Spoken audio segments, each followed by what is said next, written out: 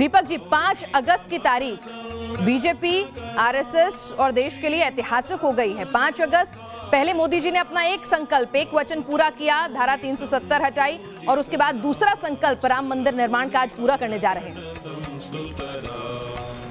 बिल्कुल पिनाज, और ये तारीख इतिहास में दर्ज होगी। इसलिए इतिहास में दर्ज होगी क्योंकि इस जगह पर संघर्ष का इतिहास लगभग 500 साल पुराना है। 500 साल बाद ये इशू सेटल हुआ है, जिसे हम अयोध्या विवाद के नाम से जानते थे। मीर बाकी ने मंदिर तोड़कर यहाँ पर मस्जिद बनाई थी और उसी को लेकर लगातार विवाद चला आ रहा था। आज़ादी के बाद यहाँ पर दिसंबर के अंदर 1949 में मूर्तियां भी रखी गई और कहा गया रामलला प्रकट हो गए। उसके बाद किसी न किसी प्रकार से ये पूरा का पूरा केस अदालत के अंदर विचाराधीन रहा, और मेरे ख्याल से स्वतंत्र भारत के राजनीतिक इतिहास में इससे बड़ा राजनीतिक संघर्ष अभी तक कभी नहीं हुआ होगा जो मंदिर मूवमेंट के लिए हुआ। और इसके चलते भारतीय राजनीति की दशा और दिशा पूरे समय के लिए बदल गई है। और मुझे लगता है ये भी एक इतिहास में आज की तारीख 5 अगस्त दर्ज होगी, क्योंकि न केवल पिछले साल धारा 370 हटी थी पिनाज, जैसा आपने कहा, उसी तरह से आज ही के दिन राम मंदिर का मुहूर्त निकाला गया है। और इन तमाम एस्पेक्ट्स को ध्यान में रखा गया था कि एक ऐसी तारीख चुनी जाए जिसे इतिहास में दर्ज किया जा सके।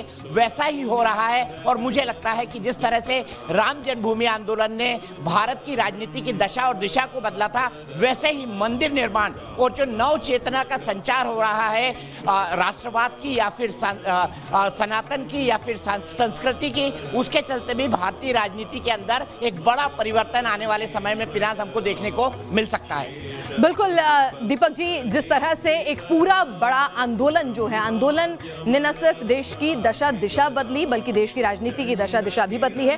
रामलला के दर्शन आज के आप लगातार कर रहे हैं, किस तरह से वहां पर उन्हें हरे वस्त्रों में जो है उन्हें तैयार किया गया है, और आज बुधवार का दिन है इसीलिए ये पोशाक जो है उन्हें पहनाई गई है। दीपक जी, लेकिन एक मलाल जो है वो उन तमाम चेहरों के अंदर रह जाएगा जो इस आंदोलन से बहुत करीबी से जुड़े हुए थे, उसके अगुवा थे, जिनमें लाल कृष्ण आडवाणी का नाम सबसे मुखर है। कोरोना के संकट की वजह से उनकी सिक्योरिटी को देखते हुए ही ये फैसला लिया गया कि वो उसके गवाह नहीं बनेंगे। तो उनसे कुछ बातचीत हुई हो आपकी कि उनका परिवार क्या किस तरह से उनको ये शिलान्यास का कार्यक्रम दिखाएगा? देखिए, अगर उनकी बात करी जाए तो वो बेहद भावुक हैं। टेलीविजन पर इस कार्यक्रम को जरूर देखेंगे।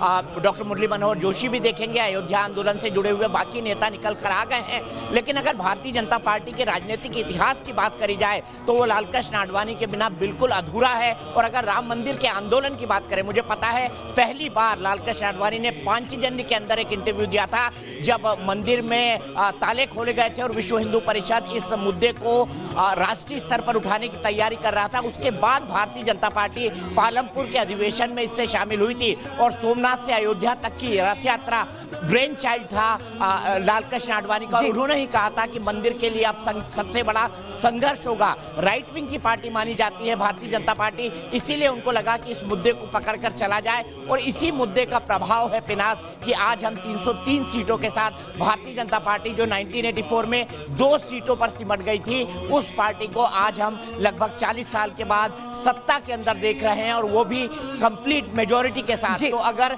रामलला की बात करी जाए और भारतीय जनता पार्टी की बात करी जाए तो इनका बंधन अटूट है। और इस आंदोलन में लालकृष्ण आडवाणी, मुरली मनोहर जोशी, उमा भारती, साध्वी ऋतंबरा और खास तौर पर अशोक सिंघल जी के योगदान को कभी नकारा नहीं जा सकेगा और कभी भूला भी नहीं जा सकेगा। बिल्कुल, अशोक सिंघल जी के भतीजे को इसीलिए यहाँ पर मुख्य यजमान के तौर पर जो है वो आमंत्रित किया गया है। और जिस तरह से आप कह रहे हैं कि राजनीतिक दशा दिशा भी रामलला ने बदल दी, तो आज उसी की वजह है कि जो कांग्रेस पार्टी रामलला के वजूद को ही नकारती थी, काल्पनिक बताती थी, वो आज रामलला के लिए न जाने इस मंदिर निर्माण के लिए कितने बयान जो है वो जारी कर रहे हैं और खुद को बड़ा राम भक्त साबित कर रहे हैं।